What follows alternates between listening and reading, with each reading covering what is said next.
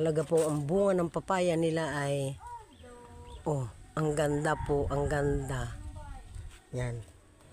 Muli hanggang dito na lamang po ang pagbibisita ni Kamading sa halamanan ni Ate Amy. Ayan. Yan po. Ito po naman ang kanyang bahay kubo. Pinalitan na po ng kanyang dingding. Hindi na po sako, hindi na po plastic. Ayan na po. Steel matting.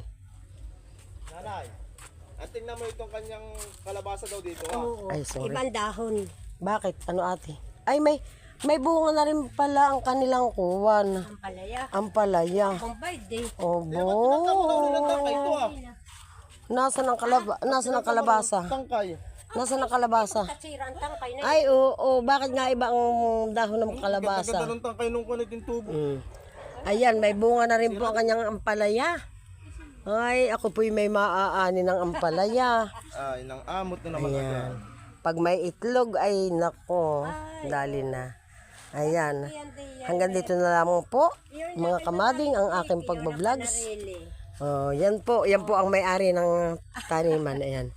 At yan po ang kanyang bahay. Tasa. Ah, Ganda na. ito po pala ay mga sidling ng mustasa. Ayan. Diretsuhan na. Kaya diyan ko na ipinunla. Diyan ay pinunla. Diyan na rin palalakihin. Ayun, At doon po naman ay mga malunggay, Chinese malunggay. May ikmo pa rin doon at maraming perikulis. Ayan. Oo, ng mga Yan, hanggang dito na lamang po itaw. ang aking pagbablogs at nag-aakad na po yung aking anak. Ayan, maraming salamat po.